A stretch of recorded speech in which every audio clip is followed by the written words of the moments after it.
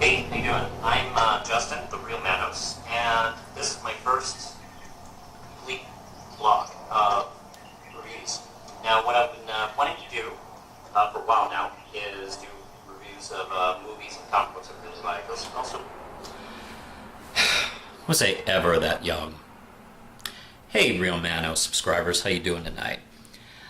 This is a video I made. It's about the first Marvel comic expanded universe film Iron Man with Robert Downey Jr. I published this video on May 4th, 2008. That is 10 years ago today.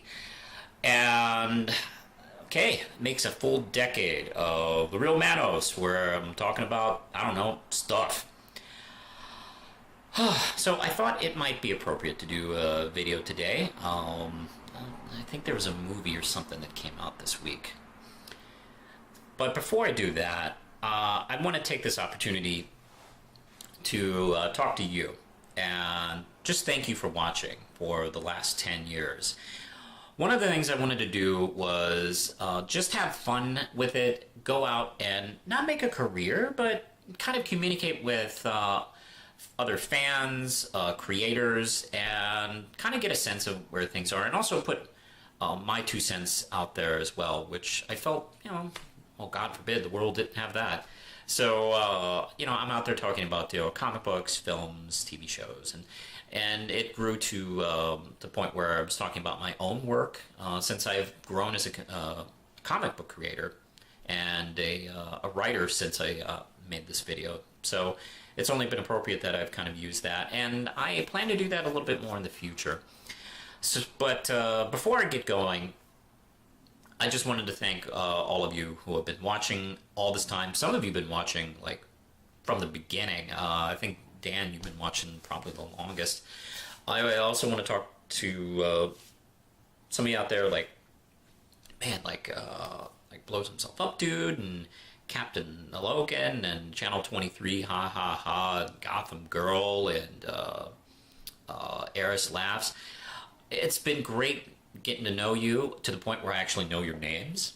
And all you people who I do know your names, like Steve Baxey and Lauren, and many, many more. You've all been wonderful. It's been great doing this. I hope to do this for another 10 years, provided YouTube still exists or hasn't bumped me off for being too small time. But I don't know. I think I might just be the real Manos somewhere else if that happens. So yeah, if you're willing to stick with me, I'm up for it. So that brings us to our video today, where we're going to be talking about Avengers Infinity War. I just can't think of another thing I want to talk about more for my 10th anniversary. Before I start that, I just want to say stick around to the end, because I have a special message for you folks.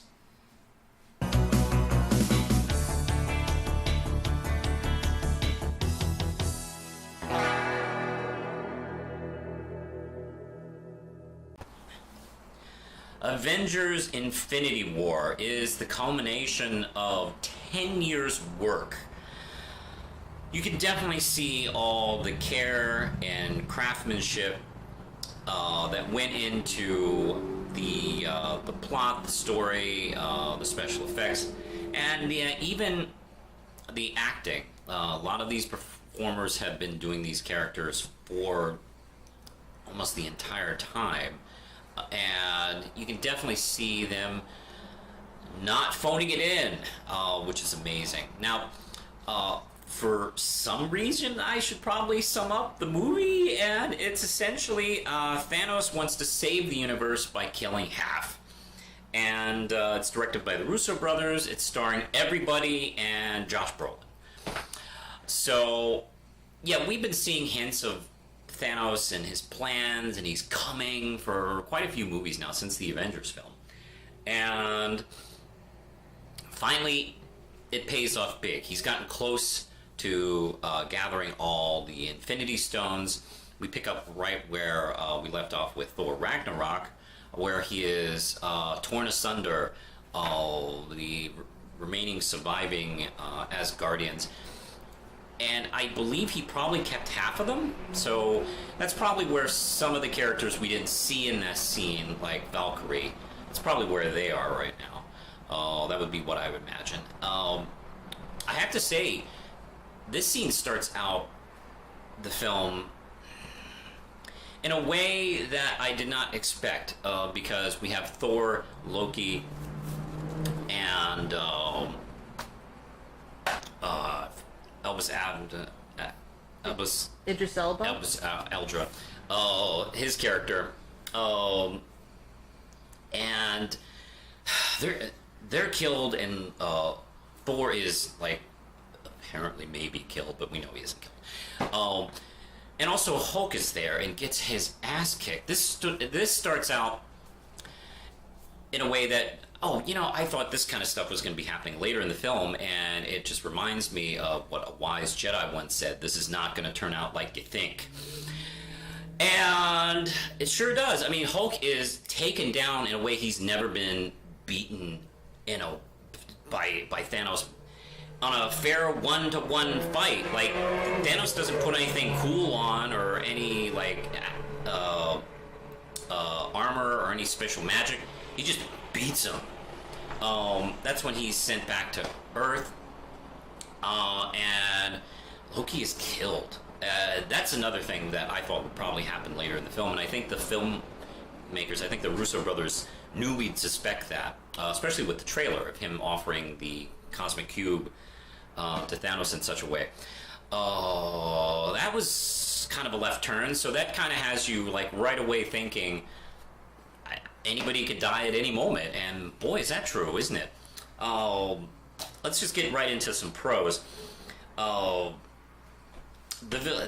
villain is the star, essentially. I think the complaint that the villains are weak in the Marvel universe, the Marvel Cinematic Universe, I think is a now dead complaint. Okay, the Thor 2 villain wasn't so great, but you know what?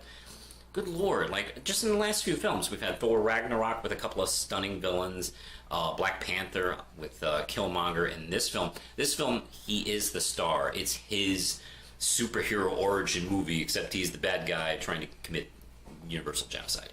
And he's given like a story arc and moments where he's going to probably fail and like regroup, and he has a great third act, and he has resolution.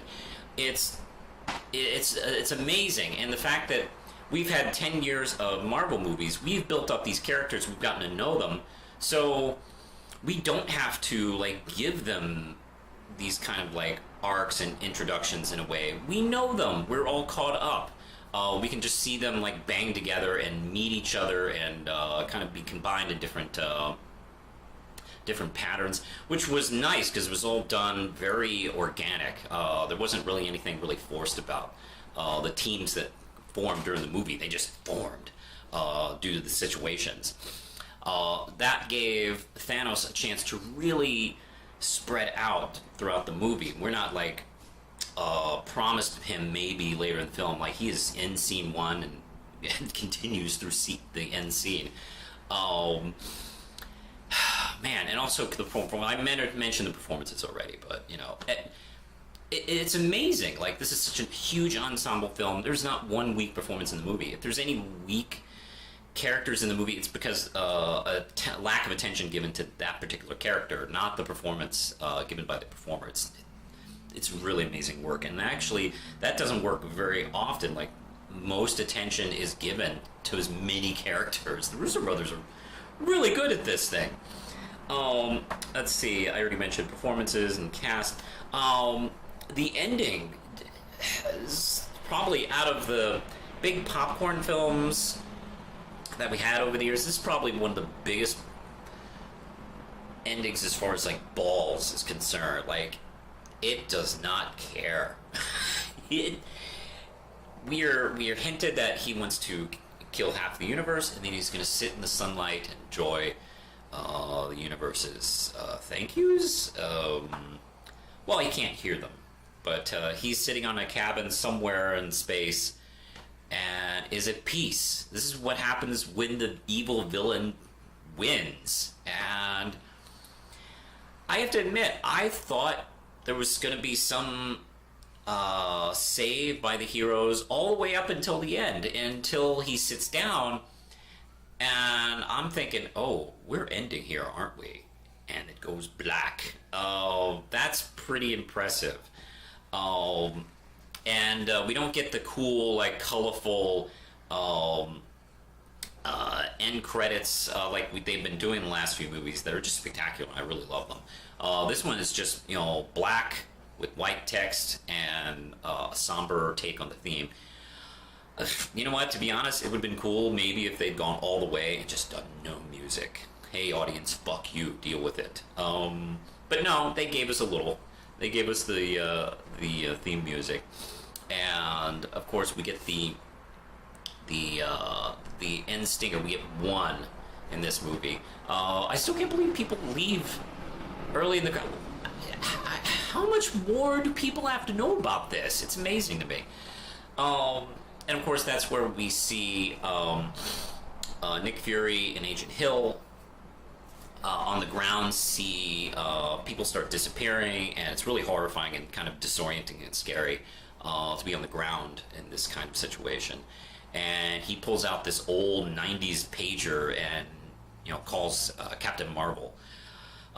So we're going to be seeing that. And I probably want to get into maybe a little bit of theories regarding the next film. We don't have a subtitle for it yet. It's Avengers 4. And I assume the characters who die, and there's many, like, Spider-Man and Black Panther and, Doctor Strange, and like all the Guardians except for Rocket. And each one of them is really emotional. Like the Spider-Man one in particular is, and the one with Black Panther. And these are like fade away, fakey fantasy deaths, which will be like overturned in the conclusion. But boy, it doesn't really affect the impact, does it? It's still kind of stunning because I think when you do this in comic books, we've seen this thing like 80 times already. This is the first time really this happens to characters we've been sitting and watching through this period. One of the things that I've been praising Marvel's films about is they've been able to take the experience of comic books and put them to film for a new audience and have them rediscover what we've always dug about comic books. Not just getting the costumes right, not just getting all the names right. Those are great details and often important, but they've been bringing back the experience to film, which has been rarely done. And this has been done in such a expansive way. So now audiences who maybe never read comics, get to, feel like resurrections and these events and, team ups and all this kind of cool stuff we've always been kind of taken for granted. I am just loving it. I wanted to talk about cons, but I've been kind of racking my brain over the last few days, and I really can't think of anything strong that really kind of stuck out to me. I've heard people talk about Gamora's death being possibly fridging, but I'm going to go with no on that one because I think her death isn't just to exist to affect Peter, or even Peter and the plot, which it does those two things, but it seems to be a logical conclusion to her storyline with Thanos, because she has all this time with him after being captured by him, and the scenes with Nebula and talking to him and the flashbacks. It's all kind of built up in this film too, but it's been built up in the two Galaxy movies. And that scene, by the way, with Red Skull, that was awesome. Didn't see that come. I was hoping Red Skull would be in this, but I didn't even expect him in that context. By the way, what's he going to do now that the thing he's guarding is gone? Like, he's just sitting there? Did he go off? Has he, like, gone off now? Is he, like, free to do whatever he wants? He's going to be dangerous if that's the case. But, yeah, that scene where we get to the point where he has to sacrifice something he loves for the stone. Gamora thinks that's hilarious because of all this time, all this work, all this shit he has done over the years. he doesn't love anything, and that's why he's paying for it. And that's such a stunning twist where he actually did love her, and he's still going to sacrifice her because he's evil. You know, a hero gets to that point, and they're not going to do it, but he will, because he's a terrible person. And what a way to realize that her evil adopted father actually does care for her. It's so, God, it's such a twisted, well written scene and well acted too. And God, Josh Brolin is so good in this movie, even though he is like digitally rendered and whatever, however the stuff they do. I don't know if he's there all the time. I don't know if he's acting in the studio by himself or if he's just there and he's just covered in spandex and crap, which I think is probably it. He looks good. He's convincing. I've never, at any point in the movie, thought he wasn't there. I'm totally buying it, and that comes through the performance and writing, and it's a great movie. It's really great. I'm going to definitely recommend this movie. As far as salvation, who's going to save the day, obviously we're going to be talking about Captain Marvel.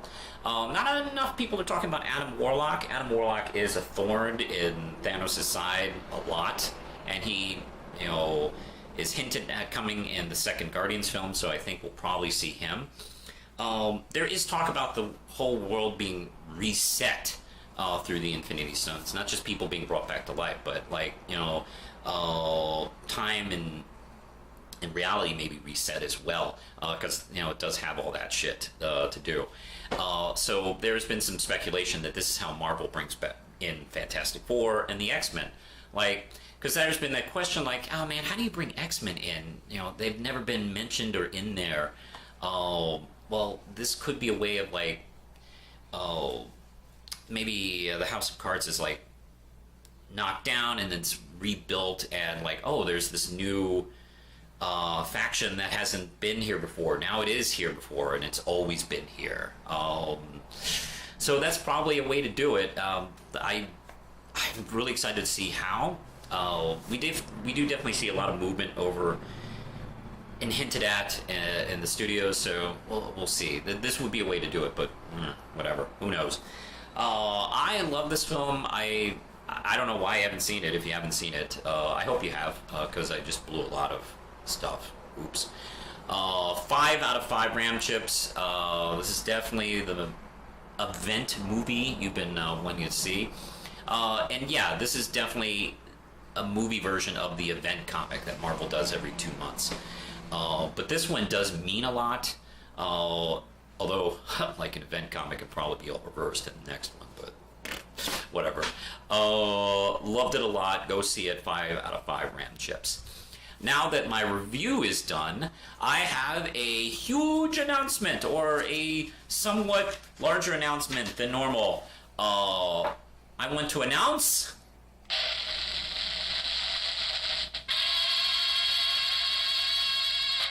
May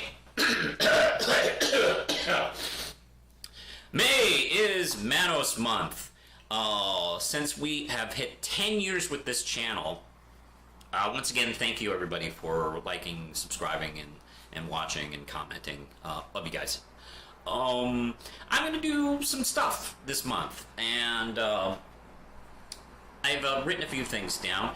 I'm definitely bringing back long-promised series, like Manos at the Movies. I have my movie picked. I'm going to discuss it this month. Wonder Woman 101. I did the first episode a few months ago, and that turned out to be pretty popular and well-liked, so that's definitely coming back. I have an episode written. I was going to debut it last month, but I didn't get a chance to shoot it, so it's happening this month. And Anime Replay, which is something I've been wanting to do.